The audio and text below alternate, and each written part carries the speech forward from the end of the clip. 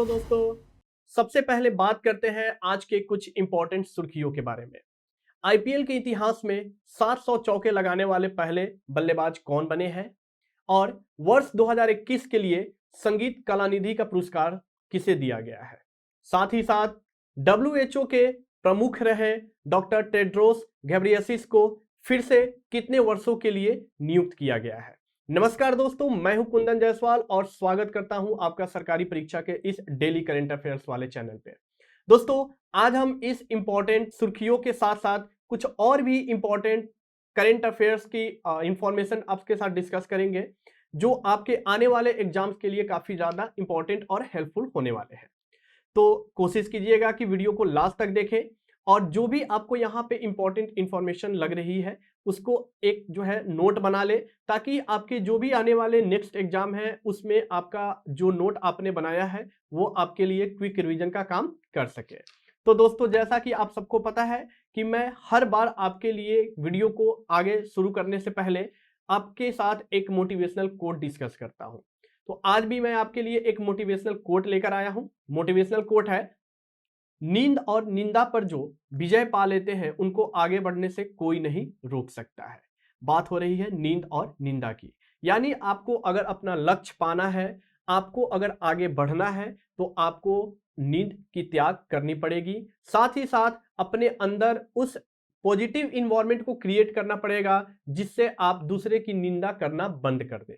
यानी आपको नींद और निंदा से दूर होना पड़ेगा, तभी आप जीवन में सफल भी हो पाओगे और जीवन में आगे भी बढ़ पाओगे। तो दोस्तों, इसी मोटिवेशनल कोट के साथ अब हम बढ़ते हैं अपने डेली करंट अफेयर्स वाले सेक्शन में और डिस्कस करते हैं आज का सबसे most important question. Question number 1, for how many years the world health assembly has elected doctor Tedros Adhanom Ghebreyesus for the second term as the director general of WHO. विश्व स्वास्थ्य सभा ने कितने वर्षों के लिए डॉक्टर टेड्रोस एडनॉम घेब्रेयेसस को दूसरे कार्यकाल के लिए डब्ल्यूएचओ के महानिदेशक के रूप में चुना है। यहां बात हो रही है डब्ल्यूएचओ के महानिदेशक यानी कि डॉक्टर टेड्रोस एडनॉम घेब्रेयेसस। इन्हें फिर से नियुक्त कर लिया गया है। बात कितने साल के लिए किया गया है, यही रुकी हुई है। हमारे ऑप्शन है 1 year, option B 2 years, option C 3 years या ऑप्शन डी 5 ईयर्स। अब हम पता करते हैं कि उनकी नियुक्ति जो की गई है फिर से वो कितने साल के लिए की गई है। सही जवाब है ऑप्शन डी जो है 5 ईयर्स, यानी कि 5 सालों के लिए इनकी डब्ल्यूएचओ के महानिदेशक के रूप में फिर से नियुक्ति कर ली गई है। और अगर हम टेड्रोस घेब्रेयेसस की बात करें तो ये वर्ल्ड हेल्थ ऑर्गेनाइजेशन के पहले अफ्रीकी हेड है, यानी अफ्रीका से ये बिलोंग करते हैं और डब्ल्यूएचओ के हेड बनने वाले ये पहले अफ्रीकी भी है। और डब्ल्यूएचओ के जो सबसे पहले ये हेड बने थे वो साल था 2017, यानी 2017 में इन्हें डब्ल्यूएचओ के हेड के रूप में नियुक्त किया गया था और अब जाकर जो है इन्हें फिर से डब्ल्यूएचओ के हेड के रूप में मतलब री इलेक्ट किया गया है। ठीक है, डब्ल्यूएचओ के हेड बनने से पहले इन्होंने जो है इथोपिया के मिनिस्टर ऑफ फॉरेन अफेयर्स और मिनिस्टर ऑफ हेल्थ के रूप में भी काम किया हुआ है। आगे बढ़ते हैं, देखते हैं हमारा अगला सवाल। हु हैज ओन संगीत Kalanidhi awards for the year 2021। वर्ष 2021 के लिए संगीत कलानिधि पुरस्कार किसने जीता है।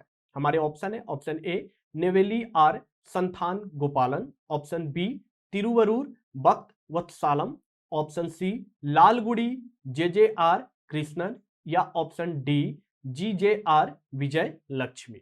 यहां पे आपको एक अवार्ड का नाम दिया हुआ है, अवार्ड का नाम है संगीत कलानिधि पुरस्कार और वर्ष दिया हुआ है 2021। आपको बताना है कि इसके विजेता कौन बने हैं। चलिए सही जवाब बताते हैं। सही जवाब है ऑप्शन बी तिरुवरूर भक्त वत्सलम जी। इन्हें जो है साल 2021 के लिए संगीत कलानिधि का पुरस्कार से सम्मानित किया गया है और संगीत कलानिधि का पुरस्कार जो है पिछले 3 साल का जो है इस बार एक साथ जो है अनाउंस किया गया है, साल 2020 का, 2021 का और 2022 का। कारण कोरोना पैंडेमिक।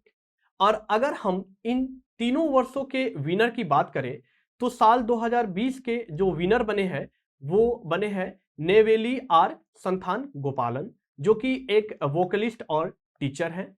और 2021 के अभी चर्चा ही हो रही थी, नाम है तिरुवरूर वत्सवालम, ठीक है। और 2022 के जो विनर घोषित हुए हैं वो एक वायोलिनिस्ट है और उनका नाम है लालगुड़ी GJR कृष्णन और उनकी सिस्टर GJR विजय लक्ष्मी। ये है तीनों वर्षों के जो संगीत कला निधि पुरस्कार के विनर के नाम।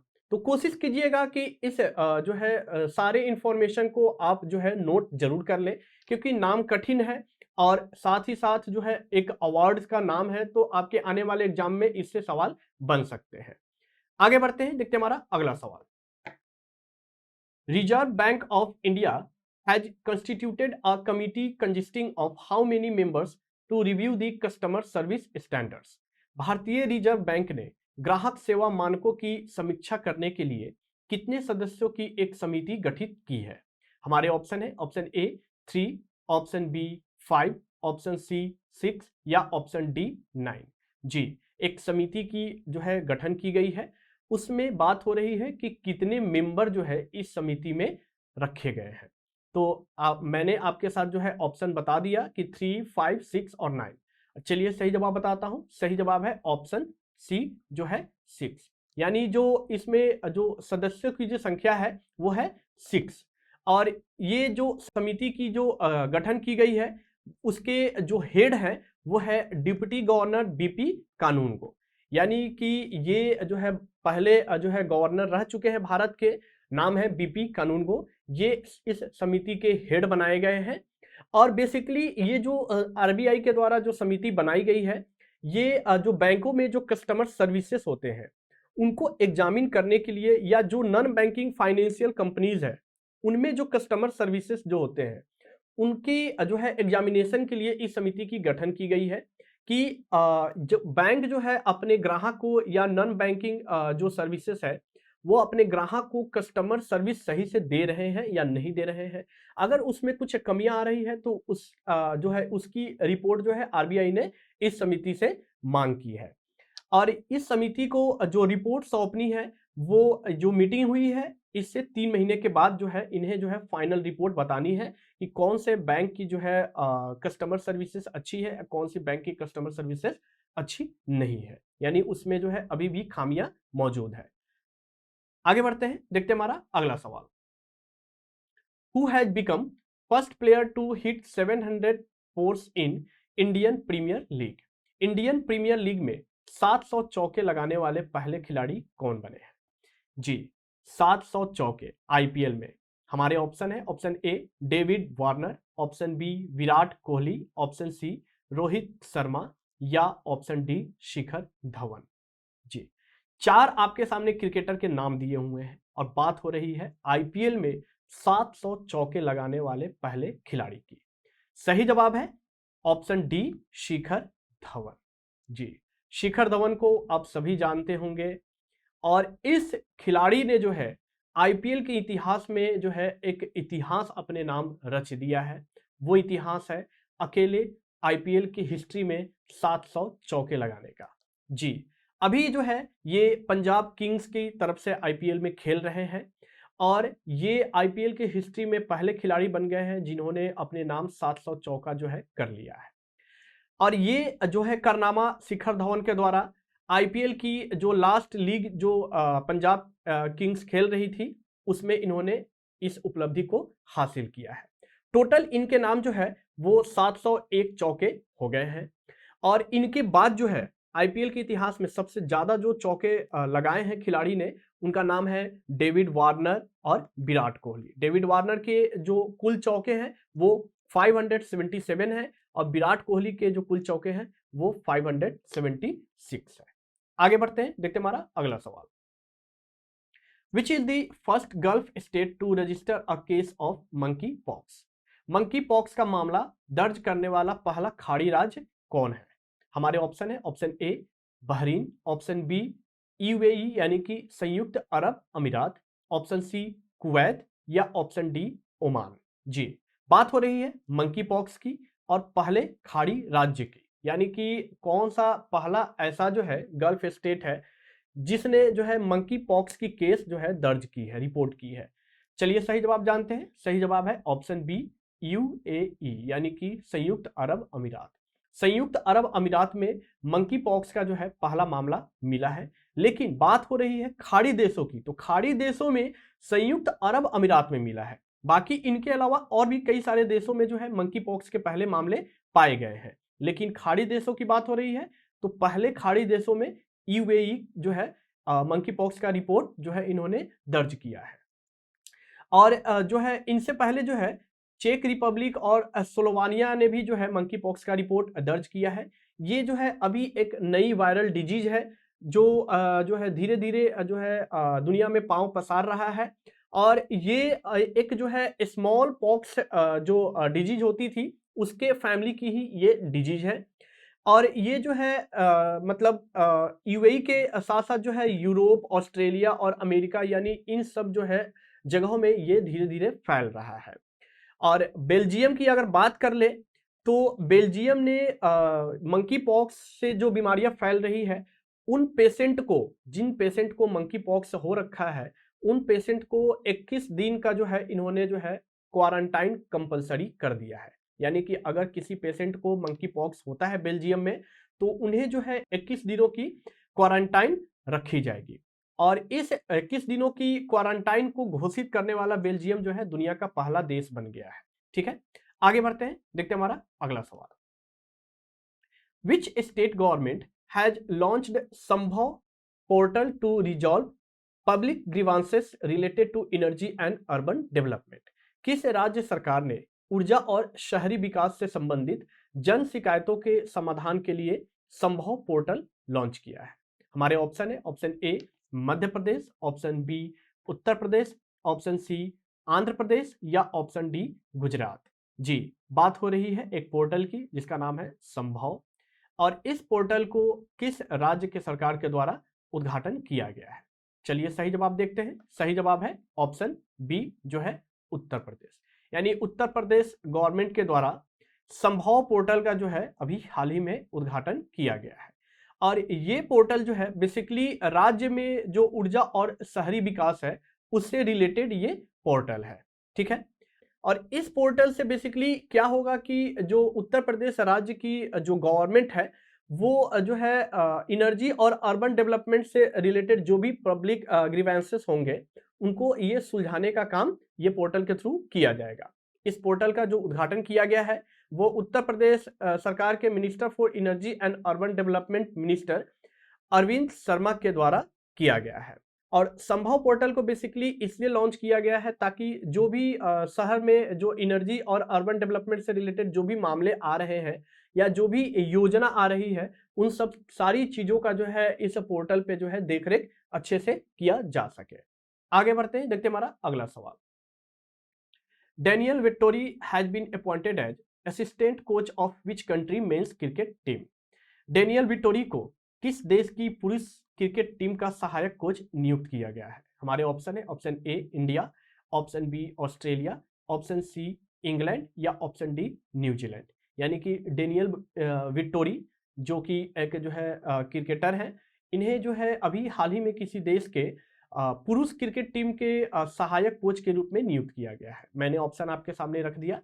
अब सही जवाब देखते हैं। सही जवाब है ऑस्ट्रेलिया, यानी ऑस्ट्रेलिया मेंस क्रिकेट टीम के ये असिस्टेंट कोच होंगे। ठीक है, और डेनियल विक्टोरी की बात कर ले तो ये न्यूजीलैंड के जो है फॉर्मर कैप्टन हैं।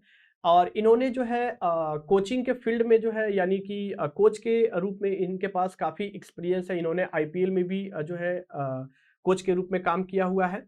साथ ही साथ बांग्लादेश के लिए जो है इन्होंने बॉलिंग कंसल्टेंट के रूप में भी काम किया हुआ है। और अभी जो है ये असिस्टेंट कोच के रूप में ऑस्ट्रेलिया के जो है नियुक्त किए गए हैं। और जो ऑस्ट्रेलिया की अभी जो श्रीलंका के साथ जो टेस्ट सीरीज होने वाली है उसमें ये जो है कोच के रूप में यानी कि असिस्टेंट कोच के रूप में ये अपनी भूमिका निभाएंगे। और ऑस्ट्रेलिया के जो हेड कोच है उनका नाम है एंड्रयू मैकडोनाल्ड। आगे बढ़ते हैं, देखते हैं हमारा अगला सवाल। Who has become first Indian climber to scale 8,000 meter peaks in less than 1 month? एक महीने से भी कम समय में 4-8 हजार मीटर की चोटियों पर चढ़ने वाले पहले भारतीय पर्वतारोही कौन बन गए हैं? हमारे ऑप्शन है, option A Baljeet Kaur, option B Mingma Sherpa, option C Kami Rita या option D Silvio Mondinelli. सही जवाब है ऑप्शन ए बलजीत कौर। जी, बलजीत कौर एक पर्वतारोही हैं। इन्होंने जो है एक महीने से भी कम समय में इन्होंने 8 हजार मीटर की जो चोटियां होती है, जो विश्व में 8 हजार मीटर से जो ऊपर की जो चोटियां है, उनमें से 4 चोटियों में इन्होंने एक महीने के अंदर जो है फतह हासिल किया है।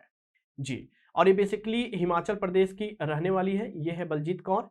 और इन्होंने जो है वर्ल्ड के 4 जो है 8 हजार मीटर से ऊपर की जो चोटियां हैं, उनको इन्होंने जो है फतह हासिल कर लिया है एक महीने के भीतर, और इन्होंने एक नया रिकॉर्ड भी बना दिया है।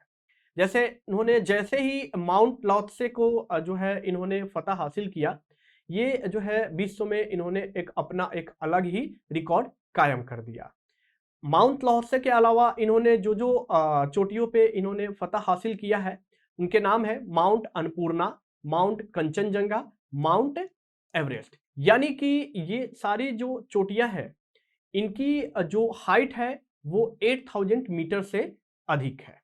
और इस जो है 4 चोटियों को ये इन्होंने जो है अपने कोच की मदद से जो है एक महीने के अंदर फतह हासिल कर लिया है।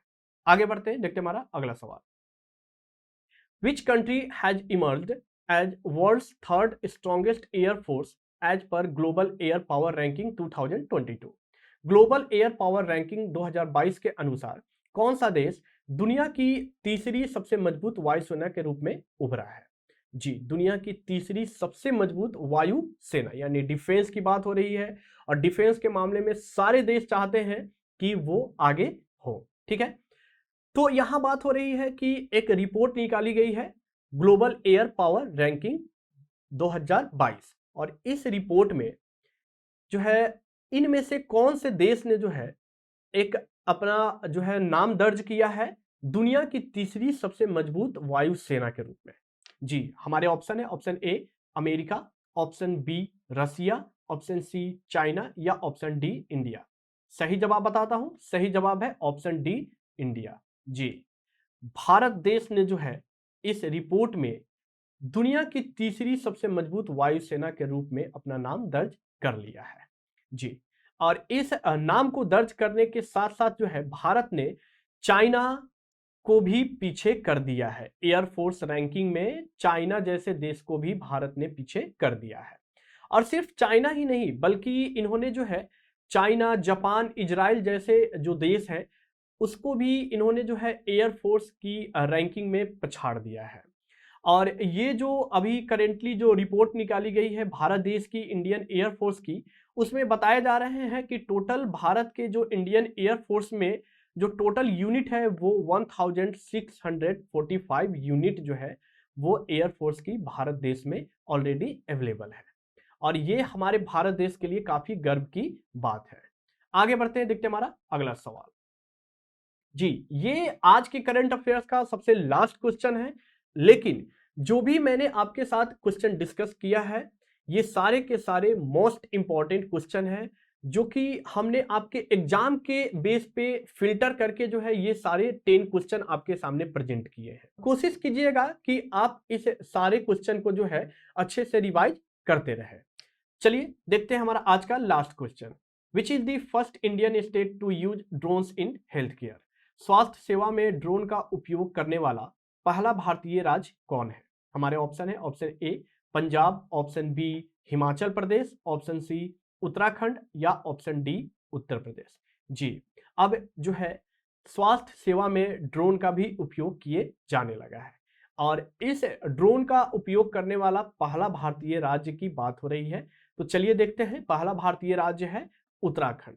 जी, उत्तराखंड राज्य ने जो है अपने राज्य में स्वास्थ्य सेवा में ड्रोन को इंक्लूड कर लिया है, यानी कि अब उत्तराखंड देश का पहला ऐसा राज्य बन गया है जहां पे स्वास्थ्य सेवा में ड्रोन की मदद से जो है लोगों को अब जो है फैसिलिटी प्रोवाइड की जाएगी। ठीक है, और ये जो ड्रोन फैसिलिटी जो उत्तराखंड गवर्नमेंट को दिया जा रहा है, वो उसकी जो स्टार्टिंग की गई है वो रेड क्लिफ लैब्स के द्वारा की गई है। यानी रेड क्लिफ लैब्स ने जो है ऐसे ड्रोन बनाए हैं जो वहाँ के राज्य के जो भी लोग बीमार हैं या जो रूरल या रिमोट एरियाज में जो लोग हैं, उनको इस ड्रोन की मदद से जो है हेल्थ जो है फैसिलिटी उनको दी जाएगी। ठीक है। अगर हम उत्तराखंड राज्य के गवर्नर की बात कर लें तो वहाँ के गवर्नर के जो प्रेजेंट अभी गवर्नर है उनका नाम है गुरमीत सिंह, और उत्तराखंड राज्य के जो मुख्यमंत्री है उनका नाम है पुष्कर सिंह धामी। जी, तो दोस्तों ये है हमारे आज के कुछ डेली इंपॉर्टेंट करेंट अफेयर्स जो मैंने आपके साथ यहाँ पे डिस्कस किया। अगर आप और भी करेंट अफेयर्स या और भी डिटेल्स करेंट अफेयर्स पढ़ना चाहते हैं तो आप हमारे ऑफिशियल वेबसाइट सरकारी परीक्षा .com पे विजिट जरूर करें। वहां पे आपको करेंट अफेयर्स ही नहीं, weekly news, one liners, news analysis और स्टैटिक जीके भी आपको वहां पे मिल जाएंगे। तो आपके जो आने वाले एग्जाम्स है उसमें ये सारे इंफॉर्मेशन आपके जीके सेक्शन को और स्ट्रॉन्ग बनाने का काम करेगा। तो आप इस वीडियोज को देखने के बाद जो है आप कोशिश करें कि सरकारी परीक्षा की वेबसाइट को अच्छे से जो है एक बार रिसर्च करें और अच्छे से वहां जो भी इंफॉर्मेशन दी हुई है आप उसको अच्छे से एनालाइज करके अपने जो आने वाले एग्जाम्स है, आप जिस एग्जाम की तैयारी कर रहे हैं उसमें उस चीज का अच्छे से यूज करें। अगर आप किसी भी सोशल मीडिया, चाहे वो फेसबुक, टेलीग्राम, ट्विटर, किसी भी सोशल मीडिया से आप जुड़े हुए हैं तो हम वहाँ भी अपने जो है जीके सेक्शन का या डेली करंट अफेयर्स का जो पार्ट है हम वहाँ भी जो है अलग अलग फॉर्म में अवेलेबल कराते रहते हैं। तो आप हमें वहाँ भी फॉलो कर सकते हैं। अगर आपको ये वीडियो पसंद आया है जिसका जो चैनल का नाम है सरकारी परीक्षा .com, तो आप इस वीडियो को लाइक करें, अपने दोस्त, अपने रिलेटिव्स जो एग्जाम की तैयारी कर रहे हैं उनके साथ इस वीडियो को जरूर शेयर करें, और साथ ही साथ जो है आप इस चैनल को जो है सब्सक्राइब करना ना भूलें, क्योंकि आप इस अगर चैनल को सब्सक्राइब करते हैं तो आपको सिर्फ इस चैनल के माध्यम से डेली करंट अफेयर्स ही नहीं बल्कि आपको जो आपके एग्जाम से रिलेटेड जो भी सीरीज है उसकी वीडियोज या पीवाईपी की वीडियोज या क्या जो है अभी हाल ही में घटना हो रही है यानी कि स्पॉटलाइट वीडियोज, तरह तरह की वीडियोज जो है आपके नोटिफिकेशन पे चले जाएंगे जिससे आपके एग्जाम में जो है तैयारी करने में मदद मिलेगी। तो दोस्तों आप अपने एग्जाम की जो है अच्छे से प्रिपरेशन करते रहिए। मिलते हैं आपसे अगले वीडियोज में, तब तक के लिए नमस्कार।